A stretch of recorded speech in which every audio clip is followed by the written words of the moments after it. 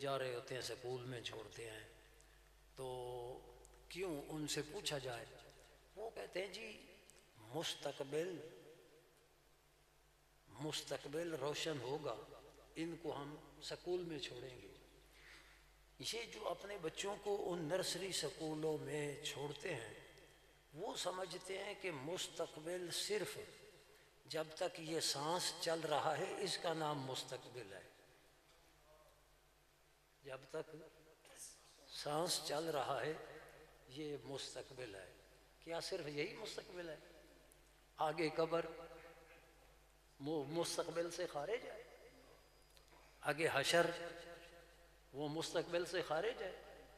تو پھر جس کو تو نے مستقبل سمجھ رکھا ہے، یہ تو مسافر جیسے درخت کے نیچے تھوڑی دیر کے لیے بیٹھ رہا ہے، یہ اصل گھر تو نہیں ہے جس میں ہم اب رہ رہے ہیں۔ یہ تو ایک ہم مسافر ہیں، تھوڑی دیر کے لیے چھاؤں کے نیچے بیٹھے ہیں، پھر ہم نے آگے چل پڑنا ہے۔ مستقبل تو اصل آگے ہے۔ صدیاں ہو گئیں جن کو وصال فرمائے، وہ اپنی قبروں میں ہیں یا نہیں؟ جو مومنین ہیں اللہ تعالیٰ نے ان کی قبروں کو جنت کے باغ بنا دیا ہوا ہے، اور جو کفر میں مرے، منافقت میں مرے، صرف دنیا کے کتے ہو کر مرے، ان کی قبریں جہنم کا گڑھا ہیں، اور فرشتے مار رہے ہیں اور وہ چیخ رہے ہیں۔ حدیث پاک میں بخاری شریف میں موجود ہے، فَيَصِيحُ صَيْحَةً شَدِيدَةً۔ تو یہ جو علم دین پڑھنے والے بچے ہیں، الحمدللہ رب العالمین، ان کا مستقبل روشن ہے۔ جو سکول کالج میں یہ نہیں کہتا نہ پڑھاؤ، لیکن اتنا ضروری سکول کالج نہیں جتنا ضروری علم دین پڑھنا ہے، جتنا ضروری علم۔ اور جو سکول کالج کی تعلیم ہے وہ اتنی دولت نہیں جتنی بڑی دولت علم قرآن ہے۔ یاد رکھیے، اللہ تعالیٰ نے سب سے زیادہ علم فرشتوں سے بھی زیادہ، انسانوں سے بھی زیادہ، پھر انسانوں میں اپنے نبیوں رسولوں سے زیادہ علم کس کو دیا ہے؟ اپنے محبوب کریم علیہ السلام کو، ہے نا؟ اس پر تو امت کا اتفاق ہے، اجماع ہے کہ مخلوق میں سب سے زیادہ علم اللہ تعالیٰ نے اپنے محبوب کریم علیہ السلام کو دیا ہے۔ اور پھر محبوب کریم علیہ السلام کو اتنا علم دے کر یہ نہیں فرمایا کہ محبوب بس اب علم پہ اکتفا کیجئے اسی پر، بلکہ فرمایا قُل رب زدنی علما۔ اے محبوب یہ دعا کرتا رہے کہ میرے رب میرا علم اور زیادہ کر، میرا علم۔ تو اس سے پتہ چلا کہ اب کیا اللہ تعالیٰ اپنے محبوب کریم علیہ السلام کو جس علم کے اضافہ کی دعا کا فرما رہا ہے وہ دنیا کا علم ہے، وہ دین کا علم ہے نا؟ وہ دین کا، وہی علم نافع ہے۔ اور یہ تو اللہ تعالیٰ کے سامنے، اللہ تعالیٰ کے نزدیک علم کی یہ قدر ہے کہ اپنے محبوب کریم علیہ السلام کو علم مانگنے کا حکم دے رہا ہے۔ حضور کے سامنے یہ علم کیا ہے؟ حضرت عبداللہ بن عباس رضی اللہ تعالیٰ عنہ حضور کے چچا زاد تھے، اور حضرت عباس جو حضور کے چچا تھے وہ بھی صرف 2 سال 2.5 سال حضور سے بڑی عمر تھی، ورنہ زیادہ عمر رسیدہ نہیں تھے۔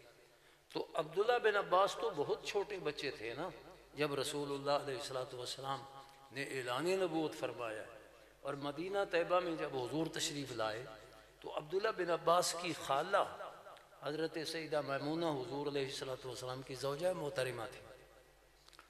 تو حضرت عباس نے اپنے بیٹے حضرت عبداللہ کو کہا کہ رات کے جو معمولات ہیں نا حضور کی عبادت کے، وہ معلوم کرنے کے لیے حضور کے گھر میں جا کر رہو نا، رات کو دیکھو کہ حضور عبادت کیسے کرتے ہیں۔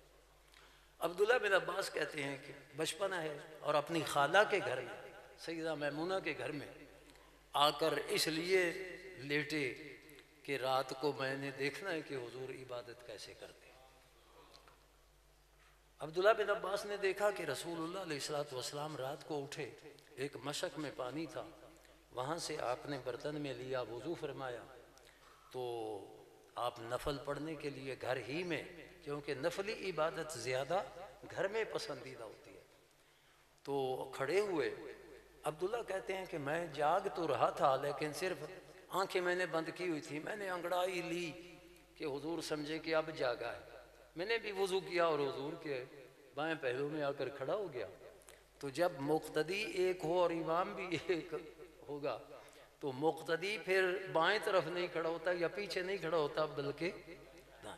تو رسول پاک علیہ السلام نے حضرت عبداللہ کو ایسے پیار سے کان سے پکڑا اور اپنے دائیں طرف کر دیا۔ آج رات تو ایسے گزر گئی۔ پھر حضرت عبداللہ ابن عباس نے اب دیکھا تھا کہ حضور نے ایسے پانی لیا، ایسے وضو فرمایا، تو دوبارہ پھر جب حضرت سیدہ میمونہ کے گھر حضور علیہ السلام کی باری تھی تو پھر آ گئے عبداللہ ابن عباس مزید برکتیں حاصل کرنے کے لیے۔ تو آج انہوں نے پہلے وہ مشک سے پانی لیا اور برتن میں وضو کے لیے رکھ دیا۔ حضور صلی اللہ علیہ وآلہ وسلم اٹھے تو آپ نے دیکھا کہ پانی کا انتظام پہلے ہو چکا ہے، تو حضور بڑے خوش ہوئے کہ یہ خدمت کس نے سر انجام دی ہے، پوچھا تو بتایا گیا کہ یہ عبداللہ نے خدمت سر انجام دی ہے۔ تو یہ بزرگ جو حضور کے فیض یافتہ ہیں ان کا بھی طریقہ ہے، اور حضور تو پھر سارے بزرگوں سے بڑے بزرگ ہیں، تو یہ خدمت جب پسند آئی نا حضور علیہ السلام کو تو حضرت عبداللہ بن عباس کو اپنے سینے سے لگا لیا ہیں کہ اس سے معلوم ہوا بزرگوں کی خدمت کرنے سے بزرگ دعا دیتے ہیں۔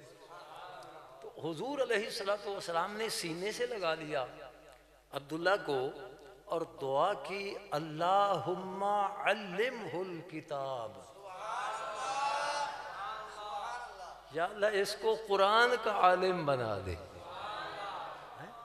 تفسیر کا عالم بنا دے، دین کا عالم بنا دے، اللہم فقہہ فی الدین، دین کی سمجھ، دین کی فقاہت عطا فرما۔ اور رسول اللہ علیہ السلام نے فرمایا من یرد اللہ بہ خیرا، اللہ اپنے جس بندے سے بھلائی کا ارادہ فرمائے، یفقہہ فی الدین، اس کو دین کا فقیہ بنا دیتا ہے، دین کا عالم بنا دیتا ہے۔ تو ہم سکولوں میں کالجوں میں پڑھاتے ہیں، سکول میں کالج میں پڑھ کر کوئی پولیس والا بنے گا، بتاؤ ساری زندگی رشوت لیتے ہیں کہ نہیں؟ اللہ ماشاءاللہ۔ جو دفتر میں جا کر بیٹھے گا، جائز کام کی نوکری اس نے لی ہے، لیکن جب کام والا آئے گا جائز کام نہیں کرے گا بغیر رشوت کے۔ ایک بار واپس بھیج رہا ہے، دوسری بار واپس بھیج رہا ہے، یہ بھیج دھکے اس لیے دے رہا ہے کہ یہ پیسے دے گا تو کام کروں گا۔ یہ جنہوں نے ساری زندگی رشوت لی ہے، کیا ان کی قبر جنت کا باغ ہوگی؟ ہیں؟ اس کی قبر جنت کا باغ ہوگی؟ اور یہ جو ماں باپ اس کو فیسیں دے کر پڑھا رہے ہیں، ان کو جنت مل جائے گی؟ کہ بچے کو ساری زندگی رشوت میں ڈالا ہے، حرام کھایا ہے، جی بڑی کوٹھی بن گئی ہے، بڑا جی بنگلہ بن گیا ہے، یہ خوش ہو رہے ہیں، اور جس نے اپنے بچے کو عالم دین بنایا، ساری زندگی اس نے قرآن پڑھایا، ساری زندگی اس نے علم دین پڑھایا۔ اللہ کریم ہماری خطائیں معاف فرمائے۔ ہم گناہگار ہیں، خطا کار ہیں، اللہ تعالیٰ سے معافی کے طلبگار ہیں، لیکن امید ہے کہ اپنے دین کے صدقے قبریں بھی روشن فرمائے گا۔ تو یہ اپنے بچوں کو عالم دین بناؤ، اور اس بچے کو بھی میں اپنے عزیز کو بھی یہی کہوں گا کہ اب یہ نہ سمجھنا کہ میں کوئی اور کاروبار کر لوں، بلکہ سب سے بہترین کاروبار ہے مدرس بنو، مبلغ بنو، دین کے خادم بنو۔ وارثۃ الانبیاء تو علماء ہیں نا، تو ان کی یہی وراثت ہے کہ دین کی خدمت کریں گے، دین کی تبلیغ فرمائیں گے، اور انشاءاللہ جو دین کی تبلیغ فرماتا ہے، لوگ تو سمجھتے ہیں کہ جو دین کی تبلیغ کرنے والے بھوکے مرتے ہیں، لیکن میں حیران